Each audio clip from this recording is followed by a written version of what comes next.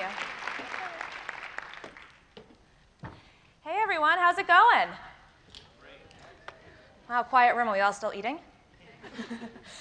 So this is the first year I heard there weren't crazy lines for the food trucks. Is that accurate? I hope so, because my team's running social media and they report back to me as for what they hear, so they might be lying. Welcome everyone. I'm so excited for you all to be here today. Looking out in this room, we have a lot of people in this room, and before I get started, I just want to talk a little bit about that. The size of this room is bigger than the first inbound I ever worked at. So there were more people in this room right now than there were at the first inbound I was at 5 years ago. And I think that has a lot to do with this entire movement of inbound marketing. We're all here to learn about inbound marketing, about inbound sales. We're here to learn a lot more. And it just goes to show that we are really growing as a movement and as a community. And I'm just so excited to be a part of that. And I really want to thank you all for being here today, listening to my presentation, and hopefully meeting me afterwards. So in the next 40 minutes or so, I'm going to talk all about lead generation. So my name is Amanda Sibley. I run acquisition at HubSpot. That includes lead generation, generation of free users, and our free tools. I have a pretty good presentation, I hope. It has a lot of out-of-the-box thinking things that our team has done over the last year. If you want to learn about a basic campaign promotion, so how to promote on email and social, I'm happy to chat about that, but that's not what this presentation is. I did that last year. You can look on SlideShare. This is all going to be outside-of-the-box ideas that I hope you can take some of these away after this event and take those to your teams and really grow. So today we're going to cover a couple things. We're going to talk first about the problem that my team was facing about a year and a half ago, some cool SEO fixes, a new partner program we launched, some content optimization, an educational spin we put on our content, and then a bunch of smaller bets here. So we're going to cover a lot of different things that my team has done that have been successful. That isn't to say that there weren't things we did that were not successful. I'm just going to cover the successful ones and hope to save you guys some time. So the first thing I want to talk about is this problem of lead generation. 68% of B2B companies are actually struggling with this thing called lead generation. That means that almost 7 out of 10 of every single person in this room is struggling to generate leads for your sales team. I wish that I didn't have this problem, because if my sales team came to me and said, I have enough leads, we're good for now, you can go on vacation, I'd be really happy. I'd be on the first flight to a warm island. Unfortunately, I'm not, and we all have this problem as we grow. So I bet a lot of you have a graph like that looks like this for your team. My team had this. It's a typical lead gen graph over 12 months. There's some highs, there's some lows. Maybe one of those bumps is because you got more budget from your CEO. Maybe you had a really good campaign on social media one month, but you're not really seeing that up and to the right growth that you're looking for. So my team sat down after several years of pretty good growth, and we said, you know what? We're just not up and to the right the way we want to be. We're growing as a global company. We really want to see this lead graph going up. So we did a little bit of this, and then a little bit of this, and then a whole lot of this. We had many brainstorm meetings. We talked a lot. And then we realized we were looking for something that was magic, this magic bullet that really got us the answer, that helped us get double the leads, or at the very least, more leads each month. And after a lot of meetings and head scratching and late nights, we realized that there really isn't a magic answer. Magic is actually something you make. So we sat down and we brainstormed, and we got an entire list, and we said, we are just going to try these things. We are going to throw some stuff at the wall and hope to see if something sticks. So today I'm going to go through 4 really big bets that did work, and then a handful of smaller ones that did work as well. So first, let's talk about SEO. SEO stands for Search Engine Optimization. Whether you're a company that's 3 months old, or 10 years old, or 50 years old, you need to make sure your content and your website is optimized to be found for search. Why? Because 93% of B2B buying processes begin with an internet search. Think about if you ever have a problem, you need to get somewhere, you want to buy a new tool, you want to buy anything. You're going to go to Google and look for reviews about it. You're going to look to learn more on Google. So you as a business and a marketer need to make sure that your website is optimized to be found for what your audience is looking for. So HubSpot's been around a long time, and we have a lot of pages on our website. And so that causes a lot of potential problems, right? We might have done something incorrectly, or we did something correct, but Google changed its algorithm, and now it's no longer working. So about a year and a half ago, we sat down. We decided to do a full website audit. It's manual. It takes a long time. And we found that we had hundreds, if not thousands, of links to nowhere. These were either content that was redirected improperly, it just disappeared, we got rid of it. If you haven't done this in a while, I highly suggest looking into your website to see if you too have links to nowhere, because it's a relatively easy fix. It does take a lot of time if you have a lot, but it can really improve your lead generation if you solve for this. It tells Google where to spend time while crawling your site. It tells Google where to spend its time so that you have more authority. The longer Google takes searching your site and finding broken links, the lower your authority is, and the more wasted time Google has, and no one wants to waste time. Second, and maybe even more importantly, depending on what mindset you're in, the people that are on your site are actually getting the content they're searching for. You're keeping your brand awareness high, and you're keeping your potential customers, or customers if they are in fact customers, happy. So we did this audit. We found all of these broken links, and we spent a good deal of time fixing them. And we were able to generate a lot more leads from organic search just by doing this. We didn't have to re-promote these pages. Over time, they were recrawled by Google, and we were able to just attract more qualified leads to our site through it. So the second thing here I'm going to talk about is blog pagination. And yes, that is a word. I had to text a friend of mine on the blog team and ask if this was in fact a word, so that I'm not making things up at inbound. Does anyone, raise of hands, who has heard this before? OK, good. So I'm not that crazy. Some of you raised your hand. I'm going to go through pretty much what this is, and then at the end, you'll hopefully understand for those who don't. So HubSpot has a pretty robust blog. Over the years, we've posted anywhere from 2 to 5 times a day. So we have a lot of blog posts. And if anyone's been to our blog and for some reason decided to, instead of searching, actually going next, next, next to find more content, you'll notice that our old navigation said previous and next. As a user, this is fine. You're probably going to search on Google. You're going to search in the blog to find the piece of content you're looking for. But it's not great for Google. And here's why.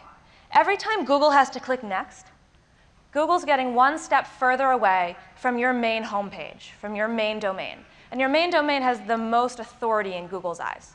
So every time you take one step away from that, you're getting less and less authority on those blog posts. Doesn't seem like a big deal if you have 2, maybe 3 blog posts. But hopefully, over time, we all have more than 2 or 3 blog posts. So we completely changed the way we did our blog. We changed it to have numbers, 1, 2, 3, 4, 5, and so on. This kept our blog posts significantly closer to our original domain, HubSpot.com, and allowed Google to rank our pieces of content much higher. So again, we're not re-promoting these in any way, but just by these small SEO changes, we were able to rank much higher in search terms. This helped us generate even more leads. So now let's move on to my second big bet. Now this one took a lot of resources. And I'm going to preface this by saying if you have a small team, but you're not doing anything in co-marketing, you can put a few hours into it a week and see a difference. Obviously, the more hours you put in, the more people you put on this, the bigger it's going to be. But it actually is something that's well within your reach, regardless of the size of your team. So who in this room has heard of co-marketing?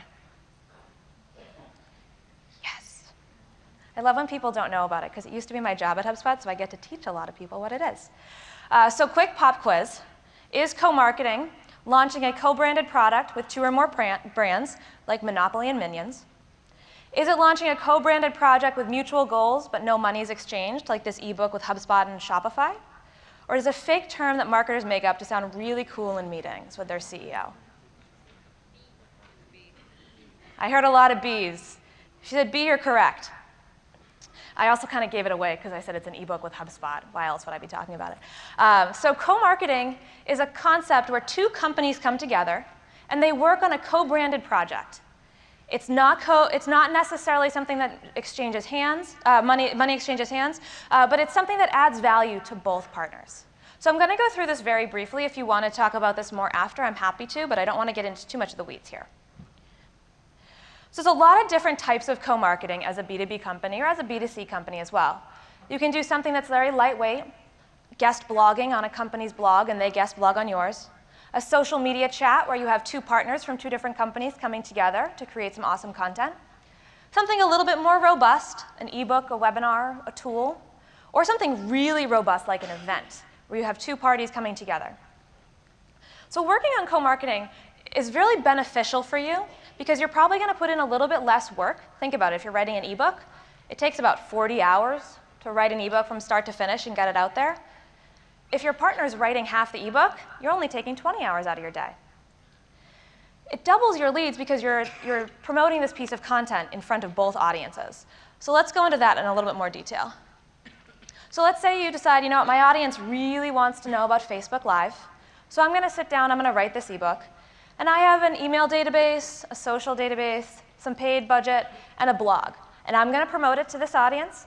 And I'm going to get 1,000 submissions of this ebook. That's 1,000 leads. Well, great. I feel really good about those 40 hours that generated 1,000 leads. But what if you decided, you know what? I know the marketing manager at this agency friend of mine down the street, and they create Facebook ads for their clients. So their clients probably want to know about Facebook Live too.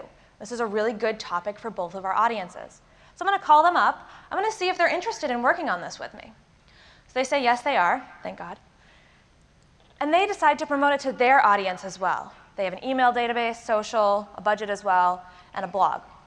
So now you're generating 1,000 from your database, but they're generating 1,000 from their database as well. Now you have 2,000 leads for the price of only a few hours of your time. So really briefly, the co-marketing process. You want to evaluate a partner, make sure that they're valuable for you to work with. You want to look to see if they have a similar audience as you do, because then you're going to get similar qualified leads. You want to see if they're fun to work with, or easy to work with at least. That's a new one I added a couple years ago, because I worked with a lot of people that made my life difficult, and that's not a fun way to go about life. And you want to make sure that they have a good brand, so that you keep your brand high. Once you've decided to work with someone, you come up with an agreement. You want to make sure that you're both working towards mutual goals, and you're both going to get value out of this. Then you go create the content. Like I said, it only takes half as much time to create the content because you have two parties working on it. Once the content is created and you're ready to go, the fun part comes in, the promotion. Promote it on social, promote it in video, Facebook Lives, promote it to your email database, write some blog posts, get it written out there in other places. Once you've promoted it for a few weeks or a few months, depending on how long you want to promote, analyze that project. Did it work as well as your other projects, the projects you didn't work with a partner on? Did you get as many customers from it as other projects? What was the ROI? Once you've decided whether or not you want to work with this partner again, follow up with them. If you don't want to work with them again, be nice. If you do want to work with them again, I suggest working with them no more than 2 to 3 times a year, just to not exhaust your audience. All right, so that was a lot of details. Let's talk about how I specifically was able to scale up co-marketing at HubSpot so that we could generate double the leads. First, I hired a lot of resources. For many years, there was only one person doing this, and it was fine, but that person did everything from partner analysis, through content creation, through promotion and analysis, and then following up with the partner. Did a lot of work. And we realized that that person's time was very valuable, and every hour they were putting in, they were getting a lot of value out. So we added resources. We added a designer and a writer, as well as a project manager. Now again, I'm going to pull it back to what I said at the beginning of this presentation. This is the bulk of where all my resources went. That doesn't mean that you need to go out and hire 3 additional people to do this. Even if you spend a few hours a week working on these projects, you're going to see a lot of results because it's something you've never probably done before. The second thing we did, and you might all laugh when you hear this, is we actually figured out how to run global campaigns. So we have offices in a lot of different regions and a lot of different languages now. And previously, each marketing manager was creating an entire campaign. So in Brazil, the marketing manager was spending 40 hours on an ebook, as was the marketer in Spain, as was a marketer writing in English. So in 120 hours, we got 3 ebooks. Let's pretend we get 2,000 downloads per ebook. That's 6,000 leads, or 6,000 downloads in 120 hours. We realized this was silly and it was a waste of time. So we streamlined the process. We found partners that can work in all of our different languages, or a handful of them. We still spent 40 hours creating that first piece of content, but then translating it into other languages took much less time. Whether we freelanced it out or did it in-house, it takes much less time to localize that content. So now in 80 hours, we were able to get 5 ebooks out there. Let's say they each get 2,000 downloads. That's 10,000 leads. Math was hard. So this was something that we did on top of adding more resources in order to be much more efficient in the way our co-marketing department ran, allowing us to generate a lot more leads over the course of a year. All right, moving on to our third big bet, content optimization. Who here has some hand in content creation at their company? I am not surprised. You're all here at Inbound. Up until a few years ago, content marketing and inbound marketing, a lot of people thought were synonyms. They thought it was the same thing. And the heart of inbound marketing really still is content and creating content that attracts the right people to your to your website. So at HubSpot, we do have a lot of content we've been creating for a while. But we were really concerned because we found out, after reading CMO.com, that 79% of businesses have not been able to actually prove the ROI of content marketing to their teams. So if all of us have some hand in content marketing, but 79% of us can't prove the ROI, that means that a lot of us are out of a job soon. It means we need to figure out how to prove that ROI. So my team and I sat down, we started to do some thinking, and we did an analysis of all of our content. We were shocked and horrified to find the next few stats. The first one, 92% of the leads that are generated by our blog, so someone comes to the blog for a piece of content from Google, they convert on a CTA, a call to action somewhere on the blog. 92% of those people are coming from blog posts that weren't created this month. Yet we have an entire team of bloggers spending their entire day blogging. What's worse, 95% of all of our leads, so not just from the blog, but through all of our content, was from offers, ebooks, webinars, templates, etc., created in previous months. Okay, then why do I have 4 different content teams creating content all the time? Next, we also discovered that our top 30 pieces of content were generating 55% of all of our leads. And the other 2,000 or so, these numbers are rough, were generating 45%. So not only did we need to figure out how to generate more from the content being created, we needed to figure out how to get this content that's not getting a lot of leads, that may or may not be old, to get up into one of those pieces of content that's generating hundreds or thousands of leads a month. So there's 2 ways we can do this. We can optimize for conversion, and we can optimize for search. We're going to go through both of these. To optimize for conversion, this is your content that's getting a ton of views. So lots of people are finding it on Google. Maybe you're promoting it a lot to your database. Tons of people are seeing it, but no one is converting into a lead. No one is taking that next step to become part of your database. The other thing, optimizing for search, is that the piece of content that people happen to stumble upon gets a lot of people to convert into a lead. However, no one's finding this piece of content. So first, let's talk about optimizing for conversion. So first, determine what keywords people are searching for in order to find your post. Make sure those are incorporated into your calls to action, your CTAs. You might not have content for those blog posts or those pieces of content that have a lot of views. Maybe you have never thought about creating an ebook or a webinar about a topic. Maybe you don't have a coupon specific for something. The example I always make up, and it's because I'm adopting a dog and it's in my head, is you're searching for dog food. If you're for organic dog food, let's say. You really want your dog to make sure he's healthy. So you search for organic dog food brands. And the first option on Google is a blog post about organic dog food. And you think, perfect. So you read through this blog post. You love the company. You really trust them. They give you some awesome information. But you get to the end of the post, and that's it. You're done. So you leave the page. What that organic dog food company is missing is a call to action with a coupon or additional information, something to keep me invested. Because now I really like this brand. I trust them. They gave me some good information that I was looking for, but they didn't give me that next step. So I was not able to go convert on their website.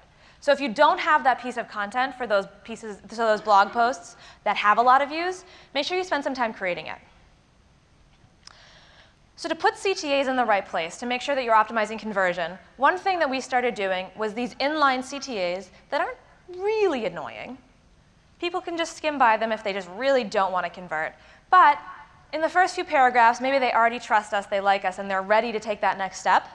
So we put in a text call to action to download a piece of content.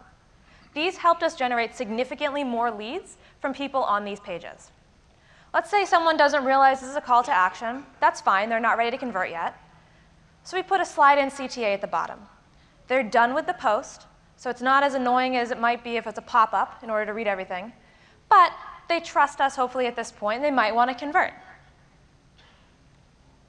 So now let's talk about optimizing for search. So look at this blog post for a minute. Did anyone read Brian Halligan's blog post from 2006 ever? OK. I don't see any hands, maybe one or two. This blog post still lives on our HubSpot blog. And if you see the date up there, which is a little hard to see, it's from 2006. Tomorrow, it is exactly 10 years old. This is the 10th birthday of this blog post. But the people who actually end up on this blog post, which is very few, convert almost at 100% on this call to action. Because they're probably searching for something about basic blogging. They come to this blog post that's a paragraph long. But they see this ebook and they think this is exactly what I want, so they convert. So my team looks at this and doesn't say, let's kill it, because it might have some inbound links, and then we have broken links, and that's not good. But we decide to update it.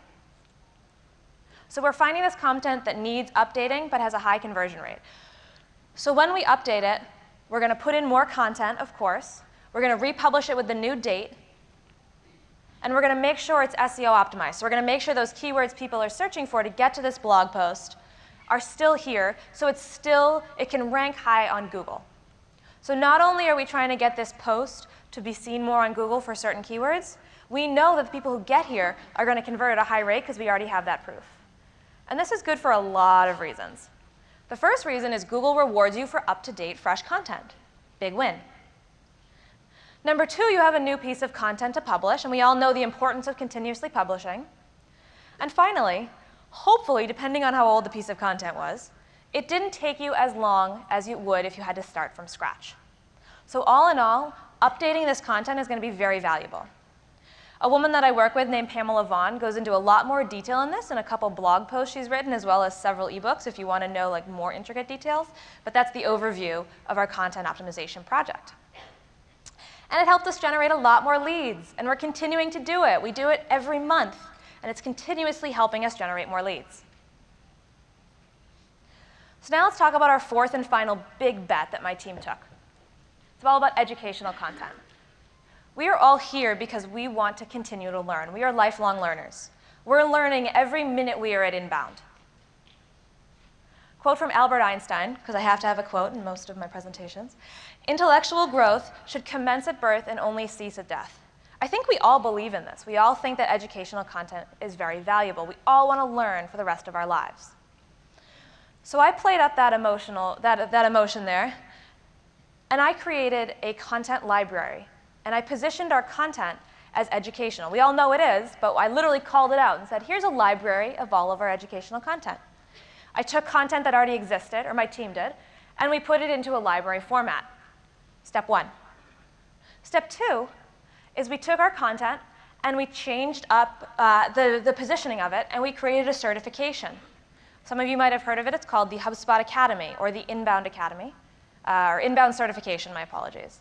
Is anyone inbound certified in here? Really good number of people. If you're not, go to academy.hubspot.com and get certified. You can put it on your LinkedIn as a badge. So we took all of our content. We had the original Academy.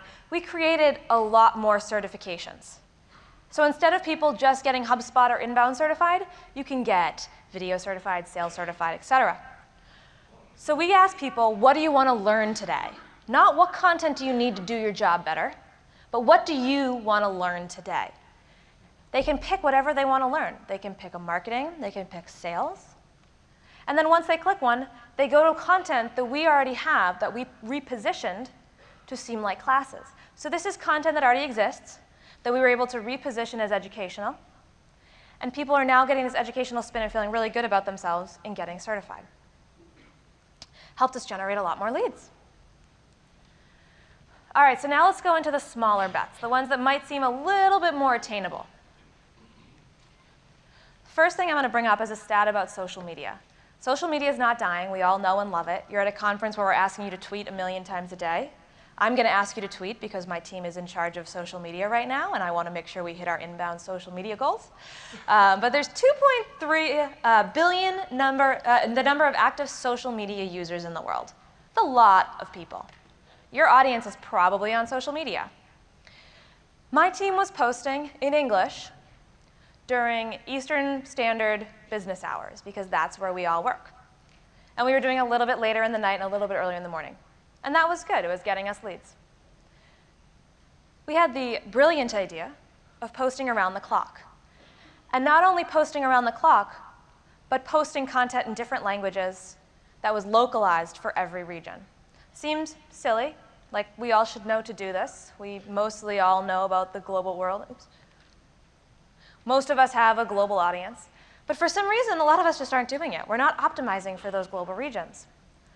So our team started to do this, and in 1 month, the number of leads we generated from social media increased by 100%. This helped us generate a lot more leads for the entire company. Next, I want to talk about updating content. So earlier, I talked about a big content optimization project. Optimizing for conversion, optimizing for search, redoing content, this big thing that takes a lot of time. Now I want to talk about a little bit. There's this offer that we have called How to Easily Create Infographics in PowerPoint. Some of you have probably downloaded it because it's downloaded. About 10% of all of our leads come from this offer, 5 to 10%. But we've had it for many years. And our social teams and our email team were starting to get bored of promoting it because we had run out of images. It was getting old. It was losing steam. But the content itself was still up to date. It didn't have stats in it. It didn't have anything that would become extinct. It was just an infographic. So instead of redoing this whole thing, we simply gave it a facelift, and we relaunched it. We made it look a little bit more modern. We did add in a few more templates that were easy to create. And then we created a bunch more blog posts and social posts and videos, and we relaunched it into all of our social and email channels.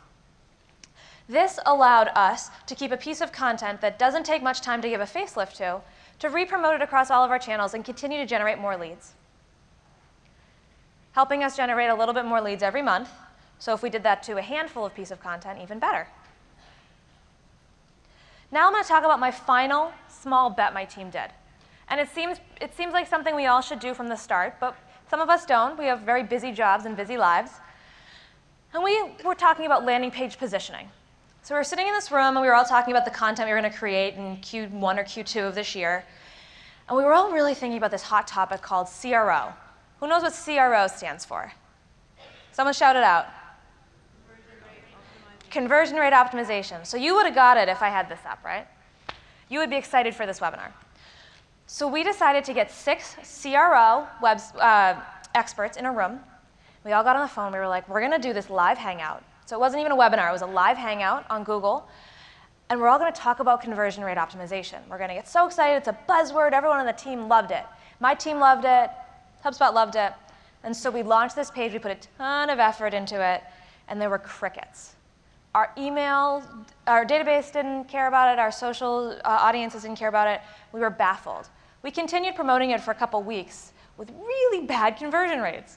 So we're doing a webinar, a hangout on conversion rates, yet we couldn't get people to convert on this offer.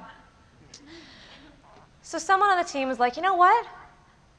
Maybe it's because CRO, like that kind of sounds like CRM. Maybe people don't know. And we were like, that can't be it. So we went to Twitter and we put a poll up and we said, what does CRO stand for? And the first answer was correct. The second 2 sounded about right. And then D was, what the heck is CRO? Over 50% of people selected D. So we were very humbled and we realized we need to do our research before we launch something that we're excited for. But what's more is we need to take action right now and change this. So we took the page down real fast and we redid the whole thing. We made a very easy to understand title. Everyone wants to increase their lead conversion. We did explain what CRO was. And bonus, we asked people to join in. We got them part of the project. We had them upvote what were the questions we were going to ask. And people really loved that part. So what exactly did all of these activities do for my team? We were able to double the number of leads we generated in 1 year. Not because we took little risks. We took big bets. We failed a lot. But a lot of these things were successful. And we put a lot of time and resources into them. And I know it sounds very daunting, all these different things I said. I mean, hell, I hired 3 additional people just to do co-marketing. That seems like a lot of resources. But each one of these is very attainable. If you take just 1 or 2 of these away and you go back to your teams and your companies and you launch them in some way, shape, or form, whether it's some of the smaller bets or a big one, I guarantee you that next year when you are here at Inbound, you can come up to me and say, 2017 was the best year for my lead generation because I tried different things. I took big risks. And I was really happy to do that. And I learned what worked and I learned what didn't. And I would love to know what works for you and what doesn't work for you. So to recap real fast before I open it up for questions, everyone wants more leads. My team did some really great successful things. I hope that you try some of these. Fix any broken SEO links if you don't have any. Good for you. You want to make sure Google can crawl your site. You want to partner with other companies in any way, shape, or form. Something small like a blog post. Something big like an event. Get in front of audiences you don't know through partners. Optimize your content for search and conversion. Try out playing up to people's emotions. Put an educational spin on content. And then don't forget the small bets. They definitely do add up. So this is a really, really massive room. So instead of opening it up to questions, I'm actually going to stay up here because I got done relatively quickly. Feel free to come up and ask me questions. If not, go have fun watching Anna Kendrick. She's a lot funnier than I am, and I can't wait to see you all there. Thank you.